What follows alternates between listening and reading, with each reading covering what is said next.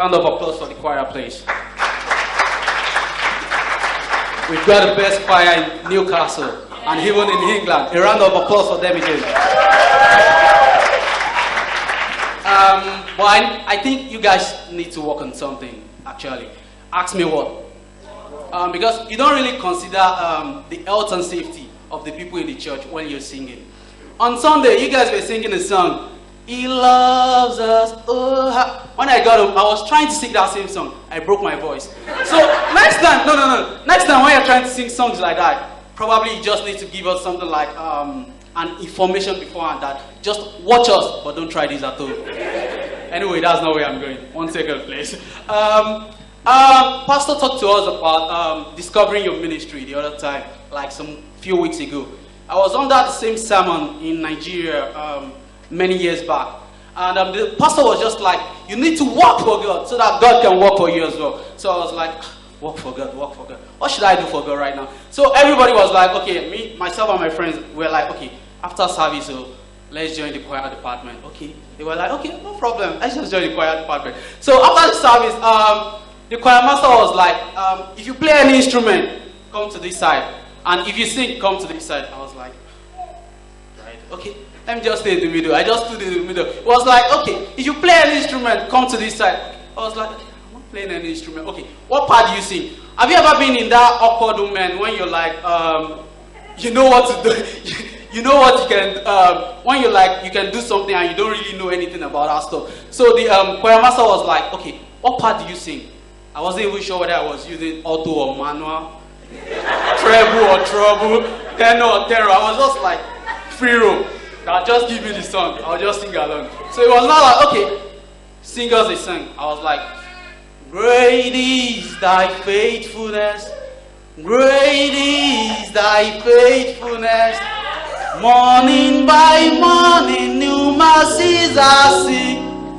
All I have needed, thy hand has provided.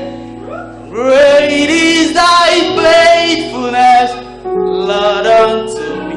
I'm very surprised you saw my key on that keyboard because it's actually on the new edition. So no problem anyway. I just want to talk to you about indecision. Actually, I would advise you guys to be very, not to fall into a situation whereby you'll be indecisive, because indecision can actually make or make you. Because I was in a church in Lagos then, and the pastor was like preaching. It was like, let's pray, let us chase the devil out of the church. Let us pursue the devil out of the church. Before I knew it, he just said, let us purchase the devil. I was just, you need to choose one now. You need to decide whether you need to use pursue or purchase. Hold on, I just need to look at my jokes. Anyway, in case you guys don't even laugh, I'm already well prepared. I came here with my fans anyway, so it's no problem.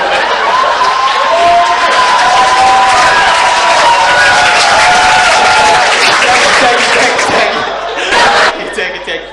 Actually, when I got to Newcastle, I was looking for a job, like seriously. I couldn't get a job. I was like, okay. Eventually, I was able to get a job in the museum. And what we actually sell in the museum were just, you know, museums now, just old stuff. And then in the museum, we had the skull of Moses. I mean, the real Moses.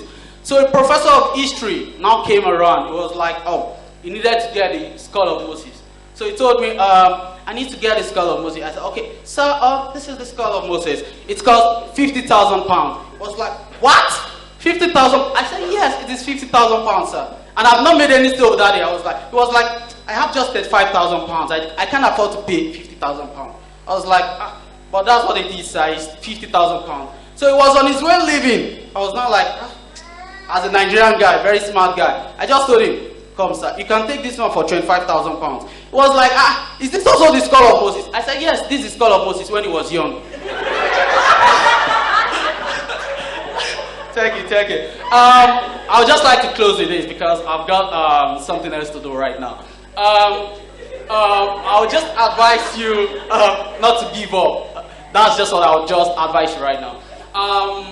There was a man, he was fed up with life and everything. He was like, he's just gonna commit suicide and something like that. So he decided to commit suicide and left a note on the table. He said, son, I'm fed up of life.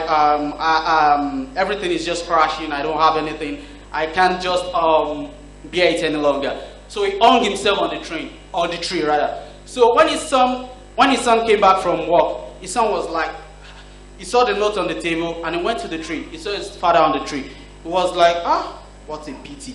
But Dad, I just won £2 million. But it's so bad you're already gone. You're going to have a befitting burial. So immediately the dad just said, £2 million. It was like, come on, son. Release me now. Let us celebrate my resurrection. Thank you very much.